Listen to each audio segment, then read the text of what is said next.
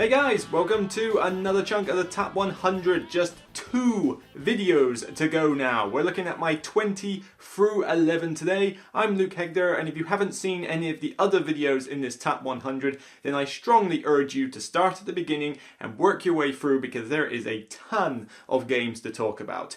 It's been a bit of a stressful week at work so far, so what better way to get rid of some of that stress by talking about board games that you love, and that's what this whole top 100 has been about. If you like what you see, please subscribe to the channel when you're done watching this, and I hope you'll enjoy any future videos that I'll be doing nonetheless.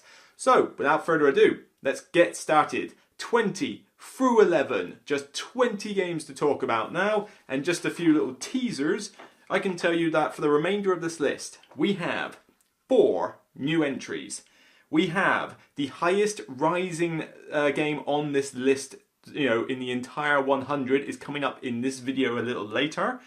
I can tell you that only 4 of the games coming up have actually dropped. The rest of them have either risen slightly or stayed the same. So there's a lot of new and high risers coming into this list. And that's pretty much all the teasers you're going to get for now. Oh, well, no, actually, I said 4 new entries. 2 are in this chunk, 2 are in the next chunk. That's all the teasers you're getting. Oh, and spoiler. There you go. See if we can make anything out of that. Right, let's get started. 20 through 11. Let's go.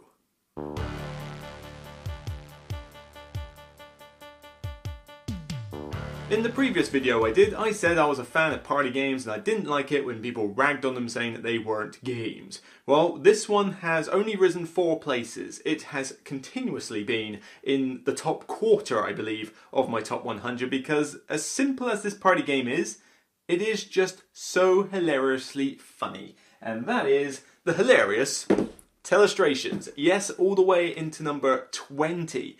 Now, I know there's another version of this called Eat Poop You Cat or something like that, but that requires you to use paper. You just make up any word you do, and it doesn't quite work as well in my opinion. This one though has the dry erase boards. You have got these cool little pads and felt tip markers that you are using in order to write your words on and draw your pictures on Sketchit. This is 100 times better than using a pen and paper. So much easier to pass around and so much easier to use, and so much easier to use doesn't necessarily make it any easier to draw, because I can't draw my way out of a paper bag. I suck right royally at drawing. I cannot draw to save my life. Doesn't matter with this game, because with Pictionary, I hate Pictionary, because if you can't draw well, you lose, and people make fun of it, and actually mean it because you're trying to win the game.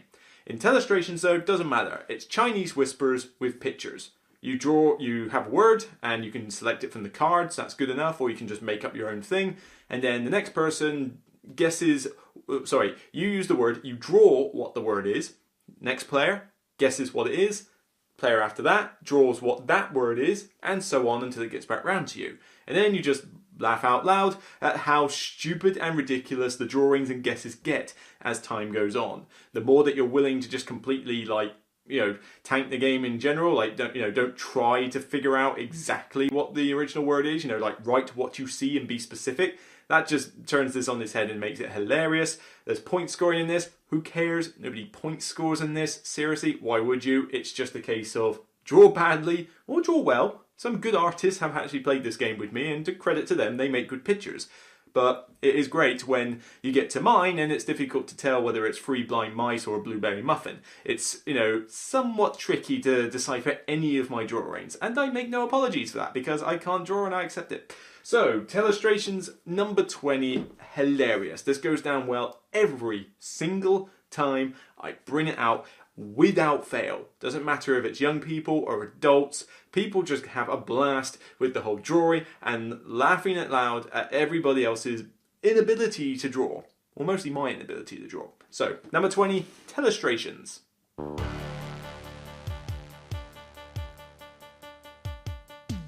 My number 19 is the last big faller that we have. This one has fallen a whole 14 places, which means it was actually in my top 10 and fairly well in my top 10 as well, to be frank, last year. Why is it dropped? I still really enjoy this. I mean, come on, it's number 19. But solo, it's not the easiest one to bring out solo because it gets very stressful playing it by yourself. So I prefer to play this with other players. But then, of course, you need to find players who preferably have played the game before or are very quick to learn the whole system. But if you can find that group, I get such a kick out of XCOM, the board game. XCOM, I came across this before I even played the computer game. This is what made me play Enemy Within, or whatever the first one with the expansion was. I played this game, loved it. Played the first computer game, loved it. Bought the second one, played it, completed it, loved it. You know, I really love XCOM. Can't deny it. It's a throwback to some of those old games that I used to play where you had the tactical squad moving around and shooting things. Who remembers an old PC game called Incubation, I think it was called. I think that was one of my favourites. Barely heard of now, but, you know, if you remember it, good on you, sir. But XCOM, the board game, takes that whole strategy element of XCOM, not necessarily the squad combat, which is what put a few people off this game. It takes the commander role, it takes the central officer role, it takes that sort of budgeting and tactical layout of your, where are you going to send your guys, where are you going to send your plane interceptors, and you're dealing with UFOs flying in and, aliens trying to invade your base and blow it up. You're doing all sorts here, whilst also researching tech to make your guys better. Now, I said I prefer it with other players. That's because it's a timed game, or at least part of it is. You have a phase where the app, and this is one of probably the second best implementation I have seen of an app in a board game, where the app takes you through a time phase and you have UFOs flying down and all sorts. You've got to take it in turns at your various stations, so commander, scientist, central officer and squad leader. And when your turn comes up, you must do something, and you must do it fast. So you cannot, dilly-dally for ages. The game progressively gets harder as it goes through. The difficulty in this is pretty hard already. I mean, easy I can sort of do fairly well, but anything above that, and it does get pretty tough. Yes, there's a dice element involved, but it's still quite a tough game.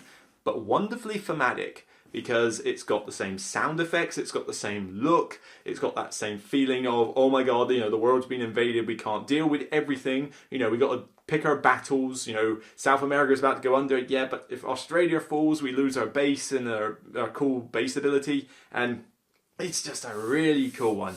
Which station do I like the most? I quite like being the scientist, actually, because the scientist, you get to choose all the cool cards that you can do, but you can also perform a lot of cool shenanigans with those cards, like, the salvage that you get from the other players and, some of your other assets where you can try and bring out cool guns briefly, or you can spend the time to research all the cool stuff. So I quite like being the scientist. Weakest role, probably the squad leader. I'm not the biggest fan of being the squad leader. Most other people want to be it, so that's fine, I give it to them. Commander I'm pretty good with, I'm an accountant, so budgeting's not a problem, and that quick choice between this bad card or this bad card, which one of the crisis cards do I want? I don't know, go for it. And the central officer gets control of the app, which is always pretty cool. The expansion is in this as well, the, what was it called? The Evolution expansion. Yeah, there we go.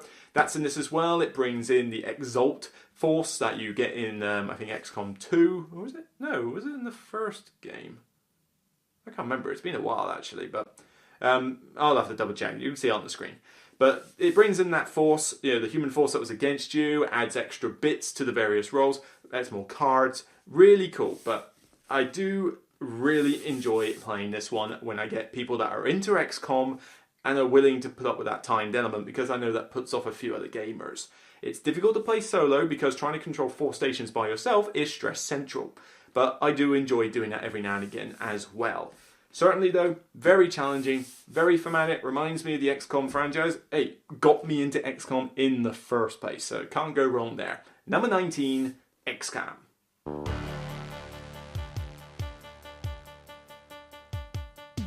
Number 18 is the first new entry out of the 4 I mentioned, and this one was, I'm quite surprised that this has got so high. Not because I don't think it's that good, I love it, it's a great game. But I've said many a time that I find it difficult to get 2-player games to the table, especially like 2-player only games. This is one I will make the effort for, because it is that much fun. It is Star Wars in a box. Literally the whole Star Wars universe in a box. An expansion is out any day now, and I know it's on my list to review, but I probably won't see it for another week or so because I've got to get up to my, got to get up to date with videos, so you'll see it soon. But even the base game for now is more than enough to get my kick on Star Wars lately. Star Wars Rebellion. I can pretty much hug this game, it's so big. But this is, like I said, Star Wars in a box. You have the Empire going up against the Rebels. You have all the iconic heroes. You have the cool Fantasy Flight miniatures for the ships, the Star Destroyers, the little X-Wings, the Attack Walkers, etc. And you send all your heroes out on missions, and the story could go any way. I mean, it may not be Han Solo that gets frozen in carbonite. It could be Princess Leia this time. And all sorts of different ways that the game can play. But it's a big cat and mouse deduction game between you and the Empire and the Rebels. Because the Rebel base is hidden and the Empire's trying to find it. The Rebels are trying to last long enough for this little sort of timer mechanic to go through while they build up influence and reputation among all the neighbouring planets. The Empire is just out to try and kill all the Rebels and find out where that base is and eventually blow it up. Two very different ways of playing, very asymmetrical. The new expansion is bringing in elements from Rogue One as well as other parts of the Star Wars universe, as well as, from what I hear, streamlining one or two elements that make it easy to include when teaching. I look forward to getting that expansion so I can just bring this out again. Perfect excuse. Get a good expansion for a game you already love. But this, like I said, two-player game. It's hard for me to get to the table as often as I like, but it has not failed me in providing me with a rich, thematic, special feeling for Star Wars. I mean, I can't remember where this came in my top 10 of 2016. It must have been high. It must have been second or third, highest in there. I do really love this game. It is a long game, I will stress, and like I say, I do like some long games if they are engaging and thematic. Theme and engagement in a box. If you love Star Wars and you don't mind the long two-player game, this is a no-brainer for you to pick up now. Alright? So, number 18. New to the top 100? Will it get higher? Will it stay steady? Let's see what that expansion has in store for me. So, number 18, new to the list, Star Wars Rebellion.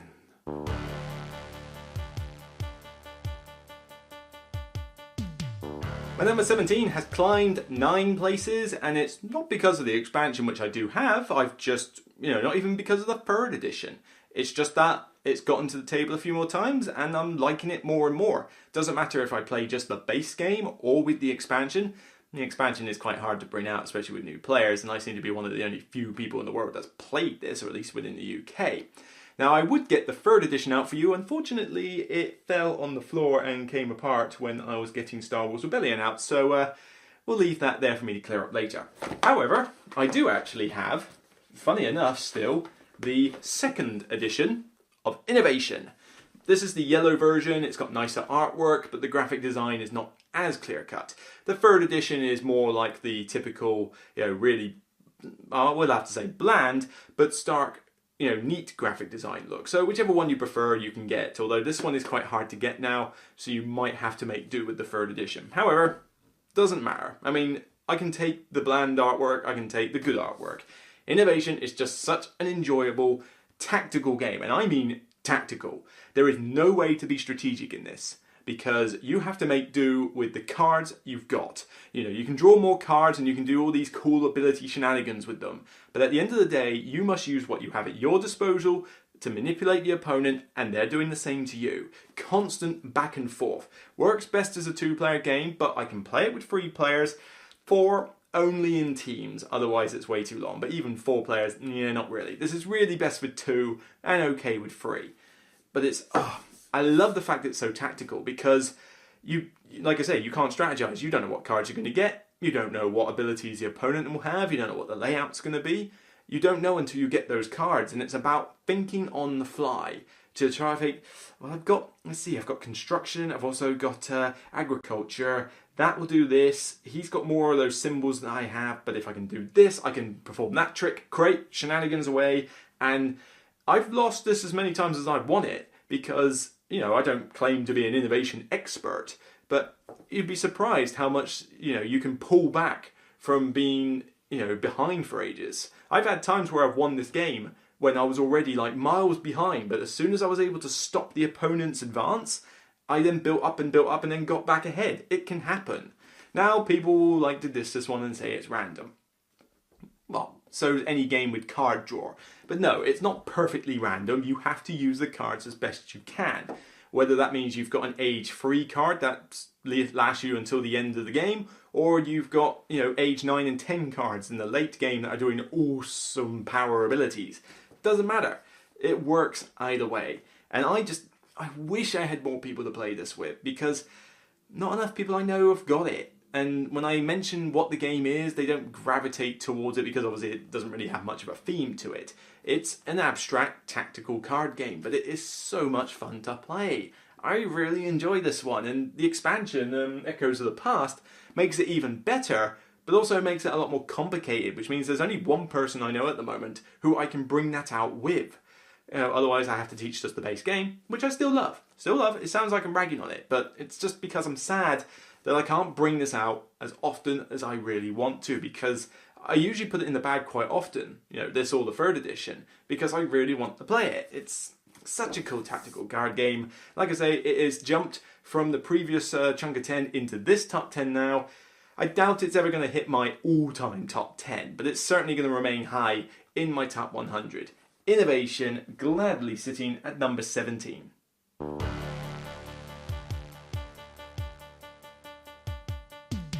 My number 16 is the next new entry on this list. So this is the last new entry you will see on this top 10.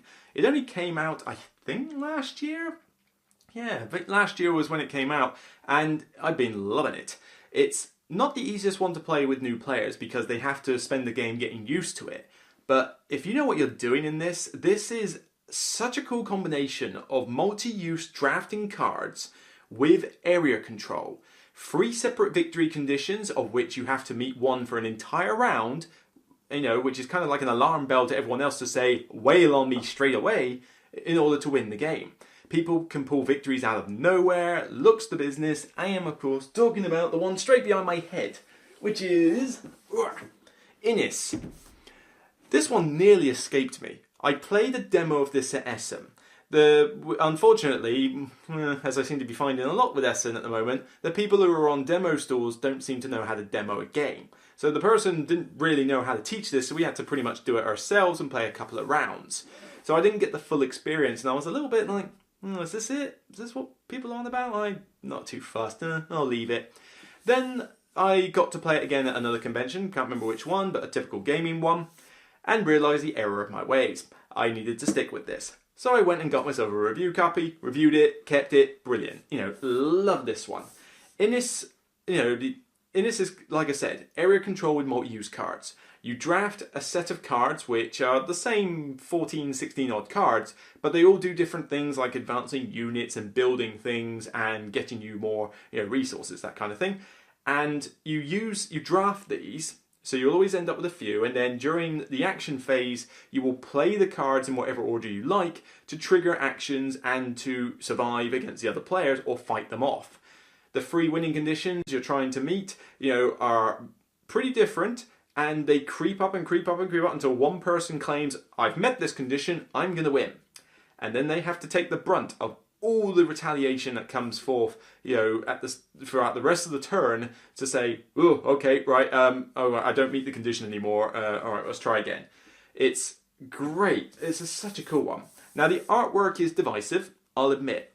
This isn't my favourite style of artwork. I respect it for being good for what it is, but it's not my style. But it still looks nice and bright and colourful. The tiles in this though, I love the artwork on these location tiles. They are gorgeous. I wish that the cards were all that same artwork, but oh well, doesn't matter, mix and match. This artwork does suit the game that you are playing, so it's not the end of the world. But it could maybe use an expansion, get some more of those drafting cards in, maybe a few more location tiles, just to, no new mechanics, let's just throw in more of the good stuff, more variety. And, it's already really cool. You can get a 2-player game done in about 60 odd minutes, and 4 players about 90 to 120 minutes. If it takes any longer ting that, then somebody's APing. And there is occasional AP. And like I said, new players may get trounced. it will happen. There are games like this, and you need to get used to how this game works, how the cards work with each other, etc., before you're likely to pull off a win. Though I have seen someone pick it up rather quickly and win as a result. But it's a great one. The locations are different every round, the drafting is fun. I love that you can use the cards both for the ability, but also for, sometimes they got multiple choices on them, but you can also use them in combat. It's a great game. Cool minis, cool colours, cool art. I really enjoyed this one, and I'm glad that it didn't escape me. Madigo just has a thing about putting out really cool games for me. Will it be the last Madigo game on this list? Well, you'll just have to wait and see, won't you? But 16, new to the list, all the way up to number 16. Great game, Innis.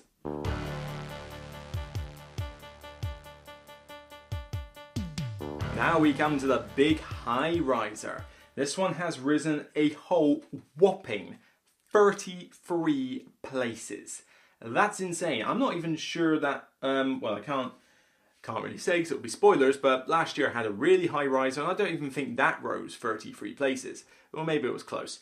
This one, though, has just severely gone up in my rating. I've played it more, I've enjoyed it more, I've been able to bring it out more often than I expected, but the expansion has really brought it up as well. So all those things combined make this surprisingly another two-player game, which I really enjoy. And like I said, two-player games are hard for me to get to the table, so you'd think they'd be lower down the list. But I love a good two-player game. I just wish it was easier to bring them out, because obviously I go to a lot of group gatherings, and therefore you tend to play with at least 3 to 6 people.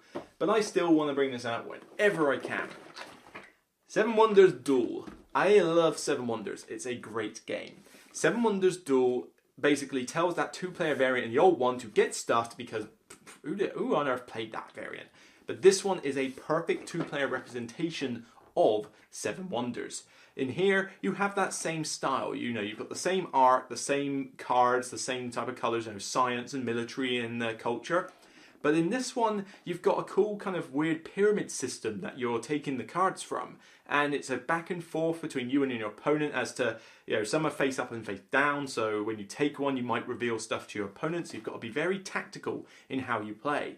You've got 2 extra ultimate winning conditions where if you don't want to go for points, you might be able to just get an all-round victory with military or science. And you can't ignore them. You may choose to ignore them in terms of going it for yourself, but you can't just leave them by for your opponent, because then they'll go for it and you've got to be able to defend yourself. I tend to find myself winning more with points or science victories than I do military, but it differs for other people. This, though, also had the Pantheon expansion inserted in it, and that has really elevated this a lot. It's a hit and miss expansion with some people. I know that not everybody went mad for it. Personally, though, love it. Because I love those extra god cards, and I wish there was more cards for each particular god, but being able to, during the first couple of rounds, get those cards and then position them on this cardboard grid where you say, right, how much would it cost me to do it as well as my opponent? I want to make it more expensive for them, cheaper for me, etc.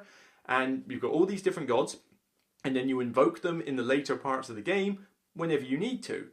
But the cool thing is, in the base set, you always had to take a card.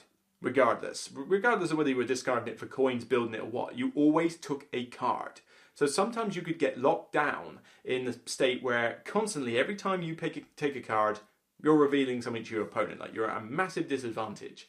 Well, in this, the Pantheon expansion, it allows you to change up the game, because when you use a Pantheon god, you don't take a card. So instantly you've just basically inverted the whole turn sequence of who's going to take the next card. Now, of course, they could do it back to you, but do they have the money to? Is it worth them using the god power just to do that? So you've got that extra element that you can control with regards to the turn order. And that alone was enough for me to love the expansion, let alone the cool gods and their powers. Granted, some are a bit better than others, I think, in terms of ease of use, but it's nice that you get a different variety each game, because I think you only see 5 maximum in any particular game, and there's a good, probably a good 20 or so of them, I think, 18 to 20. There's no point reading the back because there's the base set box. But I really love this one. It's a great little thinky, 2-player, mix of tactics, mix of strategy, different winning conditions, variety each game, the way that the pyramid is laid out completely changes the economy of how things go.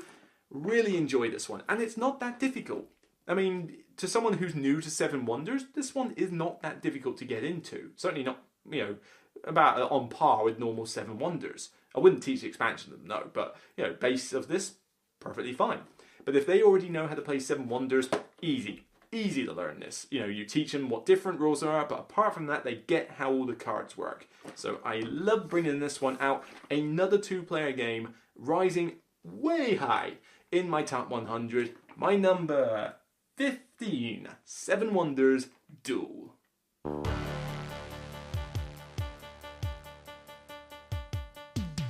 My number 14 has climbed 11 places. It's getting better and better, and I've even kickstarted the expansion to this, which is going to add more stuff to it and make the variety last even longer. But I mentioned when I was talking about Mysterium earlier, I let on that there was another game that I liked where you had to play a character where you couldn't talk, so that you could only give out clues, but internally you're like, come on, take that. It was that level of tension that for some reason I enjoy in a game. This is the other one, and this one is, like I say, it trounces Mysterium in terms of which of the two I prefer, but both are excellent games. This one is CS Files or Deception Murder in Hong Kong, whichever edition you need. Now, this one has not stood the test of time when it comes to its durability, I must admit. Partially because of the way I have to transport games to grain groups by putting them in a IKEA bag and sticking them in my car boot. I wish I had something a bit more secure. But no matter. I've kickstarted the expansion, which means I'm going to get a nice brand new shiny box that's going to hold everything in it, so I can chuck this box away as soon as I'm done with it. But this is a fantastic social deduction game where you have a forensic scientist with some investigators trying to figure out who a murderer is and what they used to commit the murder. You will have cards in front of you, a mix of weapons that they were used to commit the murder with, and clues left at the scene. You have a kind of almost like a nighttime phase, a bit like the Resistance, where you'll close your eyes and do stuff, but eventually the murderer will pick a weapon and a clue in front of them that they used. And this, the forensic scientist knows, but the forensic scientist can't talk. He has these clue tiles, which he has to use in order to let the other investigators know, who it is and what they did. But aside from that, he can't talk. So you get all these cool, things with, motive of crime, hatred, power, money, love, jealousy, justice. Of course, you might also end up picking something that's relatively useless, more often than not, like the day of the crime, weekday, weekend, spring, summer, autumn, winter. There's a lot of times this one comes up and it's like, yeah, who cares? But it depends what you get. You've got other roles as well, like the accomplice, who is trying to mislead all the investigators, and you've got the witness, which is the person who knows the two or one bad guy, but can't reveal that they know, because if the bad guys get caught, they can basically figure out who the witness is, and then they will win by default. No witness, no case. Makes sense for the theme, doesn't it? But this one, such a good battle of laughs, and you are engaged throughout. I love being the forensic, but I will happily play one of the other roles, even the normal investigator, because you've got that deduction game that you're playing, and you have information to go on from the get-go. There's a lot of deduction games where you've got to build up to knowing things, and even then you might get lost. Here, though, you've got everything in front of you, and you've got the clue tiles, you have something to work with immediately. And everybody can start coming up with ideas. Of course, everybody's getting into the theme, they're role-playing characters. It's quite somewhat disturbing at times where people are coming up with all these different ways in their head as to how somebody could potentially be murdered with this particular weapon. Certainly, as a forensic scientist, the one thing I like about that, which can be quite disturbing as well, is that you have to basically picture how the murder took place in your head when you're laying out the clue tiles. Because you need to have an idea of, well, it happened like this, ended up like that, so let's use that location, that clue card, and like I say, you may end up with a bunch of random clue tiles that really aren't the best ones to work with. But it just makes the game funny.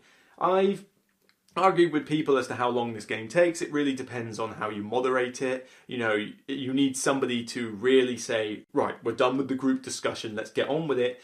But yeah, you're talking 30 minutes for a game, maximum an hour if you let people go crazy with the group discussion, or if you've got like 12 players. But, you know, yeah, 30 to 60 minutes you're talking with a game of this.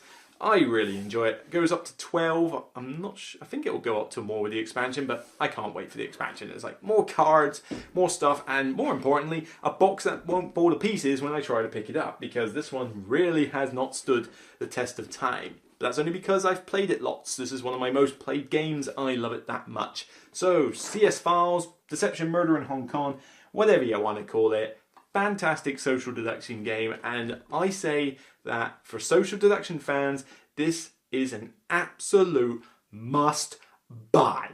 Absolute must buy. So hopefully you will, but if you're not a fan of the genre, then obviously this probably won't convince you. I hope you are though, because I love those games as well, and then we can play them. So number 14, Deception, Murder in Hong Kong.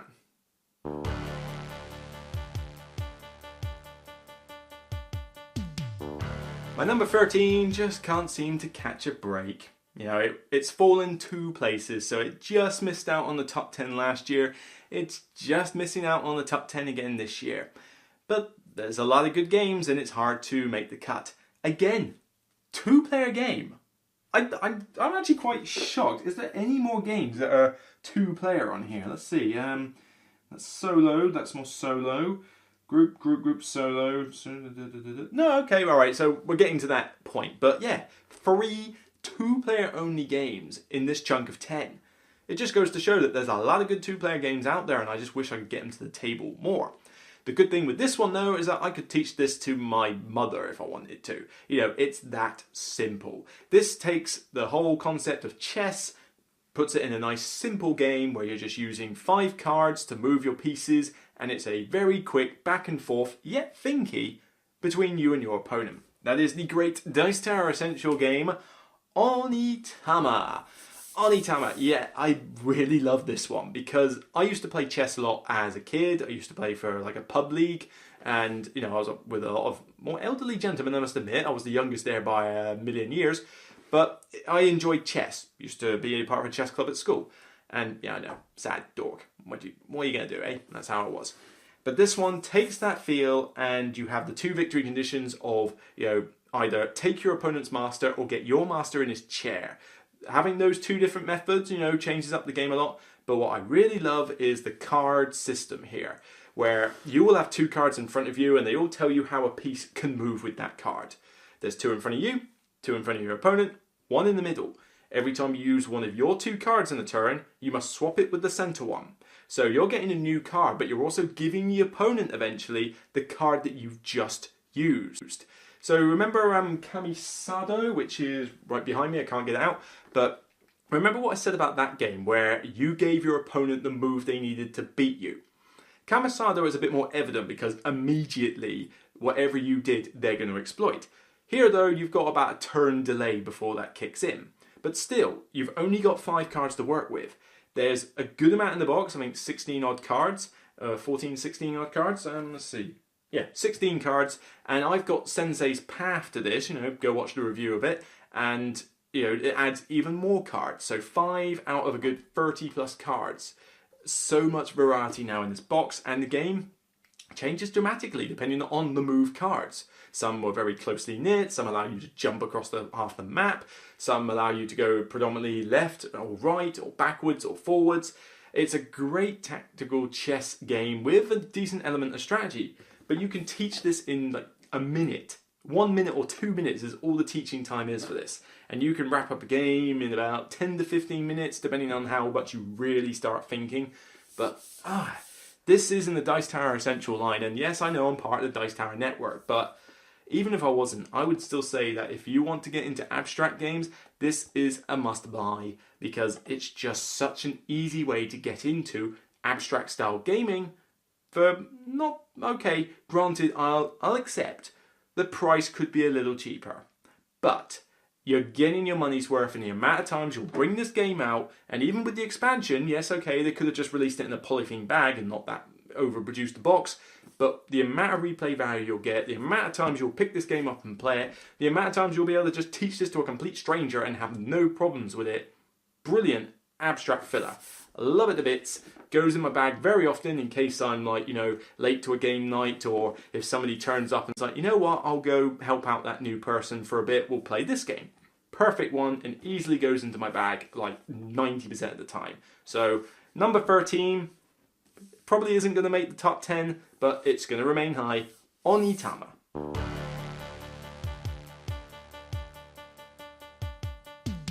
Climbing 8 places to my number 12 is a deck building game that I have adored since my early days getting into gaming. I started with the base set and I have been collecting expansion after expansion after expansion for this game. In fact, there are only 2 expansions, and they're both small ones, that I don't have for this game, and that's purely because I'm not the biggest fan of the comic it's based on or the characters. Now granted, there's 1 or 2 when that are in my box that I'm not the biggest knowledge base for, but you know, they had cool mechanisms that I wanted to use.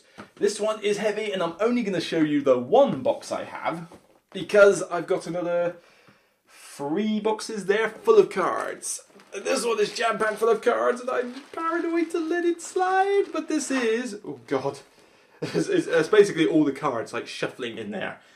Oh, Marvel Legendary, come on. Here we go. There we go. Right, do not let go of this box. Marvel Legendary, and yeah, really don't let go of this box. There we go, that's better. This is the villains box because this is what I keep the majority of the cards in. I've got various expansion boxes there to do the rest. And it doesn't matter if it's Marvel Legendary heroes or villains or a mix of the both. This is a fantastic deck building game, and I love Marvel. I love DC as well, but I really love Marvel. All the superheroes, all the variety, all the like cheesy moments, all the cool battles, all the various crossovers. I love it when crossovers happen. And in this, with Marvel Legendary, you can set up whatever battle you like. And when you've got villains, you can mix and match villains as well. So, you know, you want Magneto to team up with the X-Men because, you know, Apocalypse has come by and it's like, oh yeah, you know what, we might need to have a truce here. You can set up that battle. There's so much content for this now. So many heroes, so many villains, and and so many schemes. You've got a scheme that tells you what the mastermind's tactics are, and it's like a sort of lose condition. So the mastermind will change how the game plays. The villains will change how the game plays. The scheme will completely change how the game plays, and there are so many schemes now I haven't even played them all. It's impossible for me to play every single thing in this game because it's just so much content now. I could stop and I would have more than enough to last me the rest of my life. Of course, being a Marvel fan and a reviewer, you know me, I'm going to be collecting Marvel Legendary as time goes on. Though Upper Deck, can you slow down a little bit? I need to catch up. Alright, that's a good point. So, love this one. This one is great solo, although I tend to play, not true solo, I play with like multi-handed. But with 2 players it's great, with 3 players it's amazing. 4 and 5 you're asking to lose, so I tend not to. So yeah, solo, 2 or 3 players, I get a massive kick out of this one. Whatever battle I want, whatever heroes I want, you know, can I get my all-time favourites in there, like Spider-Man and you know, Wolverine, Doctor Strange, and there's a lot Iron Man, all sorts of my favourite heroes of all time that I can represent. I did not pick up Fear itself because that's based on a really random comic strip that I have zero idea about. I mean, Secret Wars I don't know much about either, but at least I've heard of it. Fear itself was like, okay, bypass. And I also don't have the Deadpool mini expansion because I enjoyed the film. The film is great. Well, it's not the best written film in the world, but it's a funny comic book movie. And I look forward to the sequel. But the cards were all really goofy. I didn't know anything about the Deadpool comics, and I didn't like how it had like half amounts everywhere and all these weird things that broke the game rules. It just wasn't for me, that one. I mean, I know a lot of Deadpool fans will love it, but nah, didn't gravitate to me. Apart from that though, I got everything in here. Dark City, X-Men, Secret Wars, the Civil War one. I really liked that one. That was a good box. Like I said, go watch my review. Actually, will my review be up yet? It may be by the time this goes out, but if not, give it a couple of days, it will be out, and that is the Legendary X-Men review for, you know, the X-Men expansion for this that I'm reviewing. That is a fantastic expansion, so go watch the review to find out more. But yeah, love this one. I love bringing it out whenever I can. New players, gamers, or just me, you know what? I want to put on some music, put on a Marvel soundtrack because they've got great soundtracks in the Marvel movies, and just set up a battle and go for it. Win or lose, love this game. Could it make my top 10? Wouldn't put it past it. However, astute listeners might realise that I said there were 2 more legendary games to come. One of them is still yet to come. So, without further ado, let's move on to the last one on this list, my number 11, but my number 12, Marvel Legendary.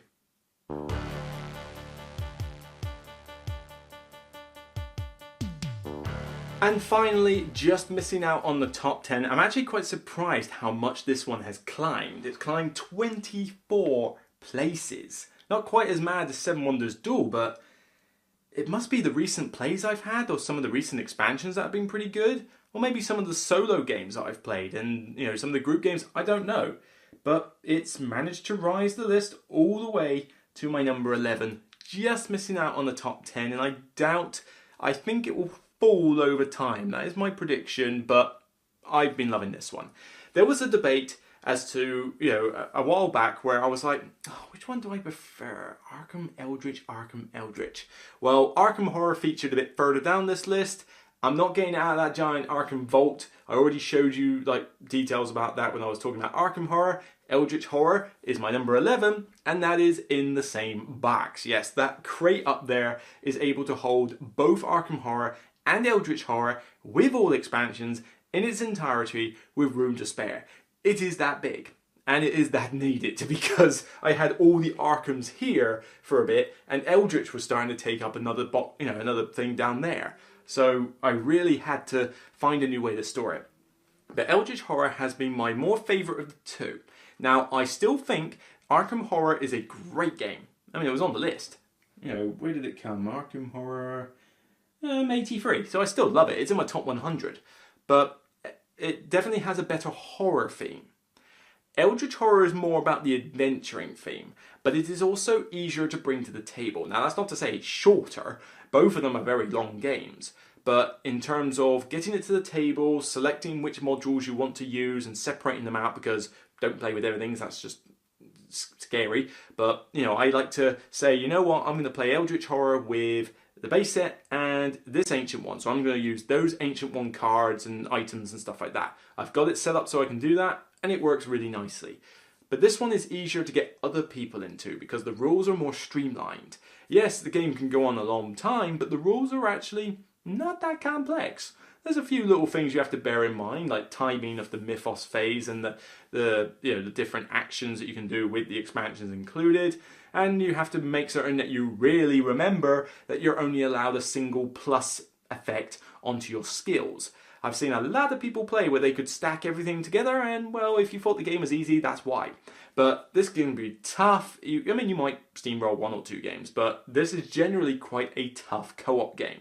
But it's rich in Cthulhu theme. It is a bit like Indiana Jones mixed with Cthulhu, but it's played out well. The encounter cards are great. Everybody role plays their character. They get into the theme, and I have a blast playing this with anything between 1 to 4 players. I've played it solo with great effect. I've played it with 2 to 4 players with great effect. Playing Eldritch Horror with 5 to 8 players is frankly crazy. Yeah, 5 if you wanted to make it an event. If you all know the game. If you're super fast. Fair enough, 5 players. 6 to 8 though, never. Never play Eldritch Horror with that many players. Ideally, cap it at 4. 3, perfect. 2, still pretty decent. Solo, works for me. May not for you. But yeah, Eldritch Horror is such a good one. The recent expansions like Cities in Ruin, you can check out my review for that as well, were great. They added really nice, unique mechanics with an extra thematic element and cool ancient ones. I've now got so much content for Eldritch, it's ridiculous, and Fantasy Flight just keeps chucking out these expansions. They just will not stop. Why, Fantasy Flight? Why won't you stop? Let us breathe. I don't know. But Eldritch Horror, still one of my most favourite games. I just get into the theme, I roleplay it, love it. Can take a while, but I treat this as a bit of an event. Put on the freaky music, on the background, on my TV or something, and it just sets the scene. It's not my favourite Cthulhu game, though. There's another one yet to come. But you're going to have to wait until the next top 10 for that. And that will be the final top 10. Almost there, guys. That is 90 games that I have talked about. I adore everything on this 10 that I've just done. I even more adore the next 10. But I love all 100 of these games that I have talked about. I will play all 100 of those games because I love them all. But the closer we get to number 1, the more that just, the passion comes alive. Love it. So one more video before you find out the top game of my list. Which some of you may have guessed. Some of you might not have. You never know. But yeah, 10 more to go and then the aftermath video. So, like I said, if you enjoy what you watch, then please feel free to subscribe. I appreciate all feedback. Let me know in the comments what you think of these games. What games do you think are going to hit my top 10? You can start making guesses now. I'd love to hear your thoughts. You know, did you watch my top 100 last year? Are you going to make assumptions? Or do you think that, there's some did you not watch my top 100 last year and so you're completely guessing based on my style of games, especially if they match yours? But like I said, we have mostly steady entries in the next list, except for one game which has risen quite a fair few places, and we have 2 new entries. So, what are they going to be? So I'll just have to love you and leave you for now, but remember, whether you like these 90 games that I've mentioned or dislike them, just remember at the end of the day, they're still only games. See you on the next episode. Take care.